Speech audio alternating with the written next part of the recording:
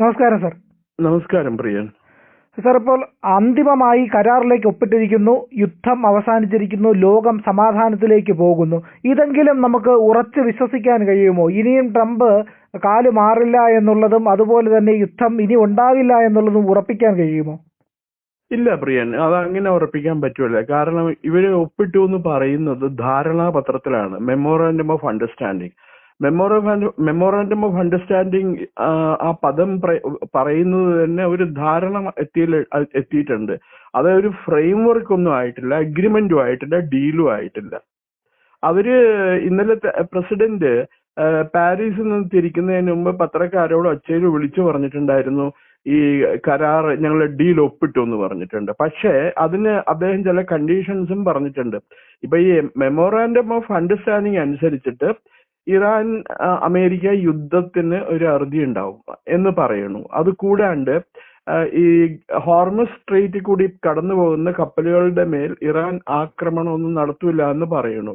പക്ഷേ ഹോർമസ് സ്ട്രെയിറ്റിൽ കൂടി പോകുന്ന കപ്പലുകളുടെ ഭാവി എന്തായിരിക്കും? അവർക്ക് എത്ര കോടി രൂപ ഓരോ ട്രിപ്പിനും സർവീസ് ചാർജ് ആയിട്ട് കൊടുക്കേണ്ടി വരും എന്നുള്ളതിനെ പറ്റി വിശദമായിട്ട് പറഞ്ഞിട്ടില്ല. അത് ഇറാനും ഒമാനും കൂടി തീരുമാനിക്കും എന്നാണ് പറയുന്നത്. അപ്പൊ ഫെബ്രുവരി 28 മുമ്പ് എന്തായിരുന്നു പൊസിഷൻ, ആ പൊസിഷനിലേക്ക് തിരിച്ചു പോവില്ല. പിന്നെ വേറൊന്നുള്ളത് ഇറാന്റെ ന്യൂക്ലിയർ പദ്ധതിയെ കുറിച്ചിട്ട്, അണുബോംബ് ഉണ്ടാക്കാനുള്ള പദ്ധതിയെ കുറിച്ച് ഒരു സാധാരണ മട്ടിലുള്ള ഒരു പദപ്രയോഗം മാത്രമേ കാണുന്നുള്ളൂ. അവര് ന്യൂക്ലിയർ ബോംബ് ഉണ്ടാക്കാനായിട്ട് ശേഖരിച്ചിരിക്കുന്ന, അതല്ലെങ്കിൽ കളക്ട് ചെയ്ത് വെച്ചിരിക്കുന്ന എൻറിച്ച്ഡ് യുറേനിയത്തിന് എന്ത് സംഭവിക്കും? അമേരിക്കയുടെ മറ്റൊരു ആവശ്യമായിരുന്ന ന്യൂക്ലിയർ ബോംബ്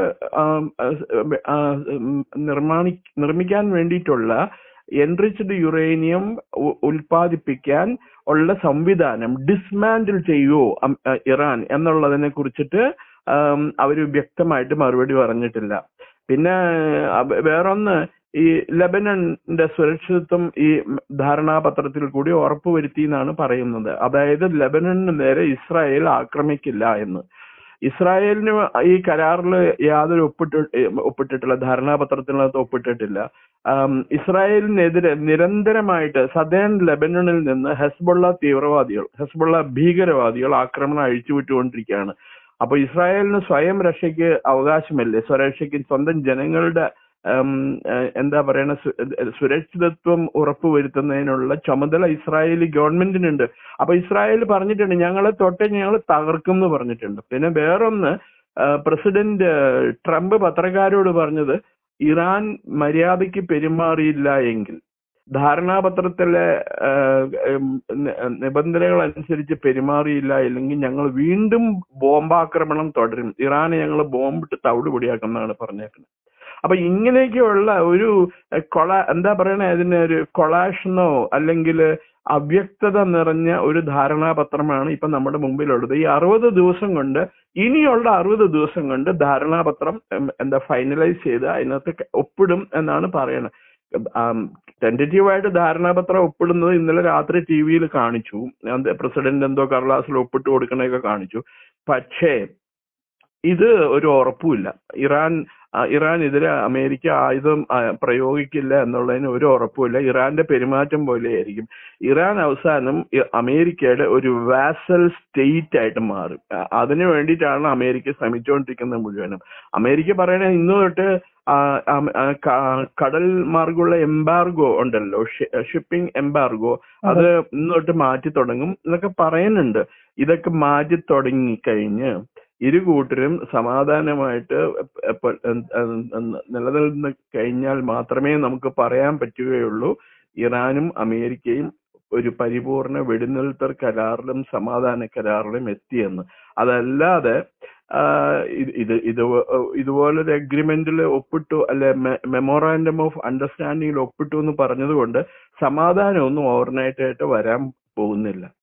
ഈ പ്രത്യേകിച്ചും ഹോർമസ് സ്ട്രെയിറ്റിൽ കൂടിയുള്ള കപ്പലുകളുടെ ഗതാഗതത്തെ കുറിച്ച് ഇന്ത്യൻ പ്രധാനമന്ത്രി നരേന്ദ്രമോദി അദ്ദേഹത്തോട് ഇന്നലെ പറഞ്ഞിട്ടുണ്ടായിരുന്നു, കപ്പൽ ഗതാഗതത്തെ പ്രത്യേകിച്ച് സമുദ്ര വാണിജ്യ മേഖലയെ അപകടപ്പെടുത്തുന്ന രീതിയിലുള്ള ഒരു നടപടികളും ഉണ്ടാവരുത്.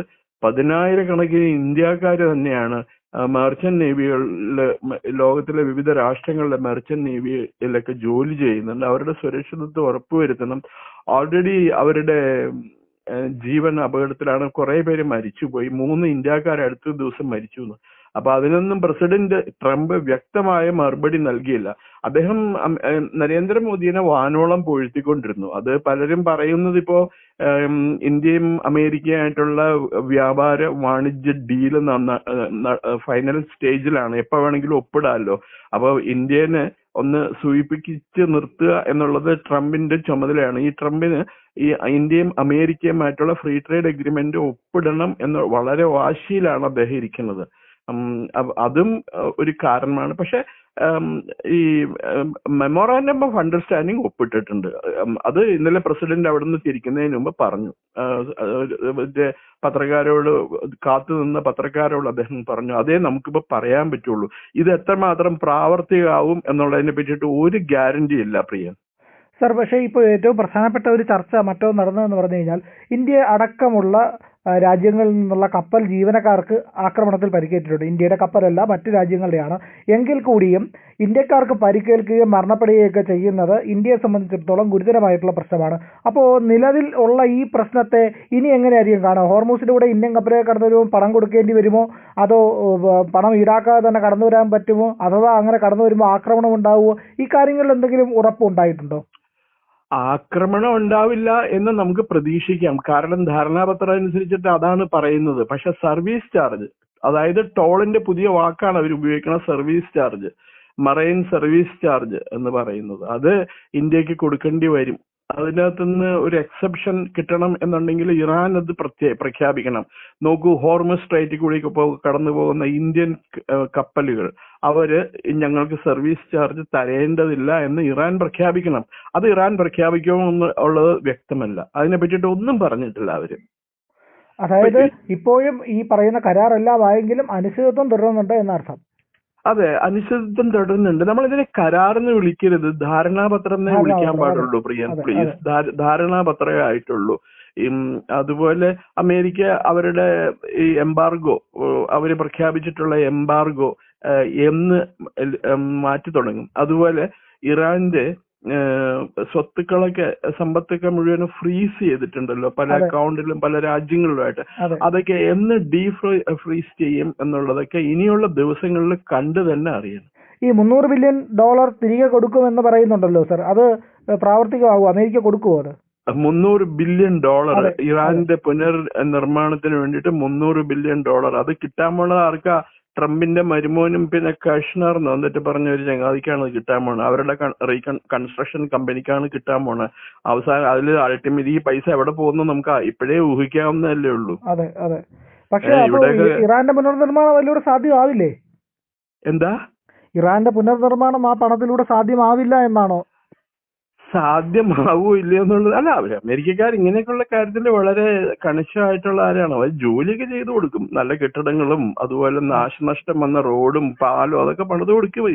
പക്ഷെ പൈസ അൾട്ടിമേറ്റ്ലി പോണത് എവിടേക്കാ? ട്രംപിന്റെ കമ്പനിയിലേക്ക് തന്നെയായിരിക്കും. അതെ പോരെ. അതെ.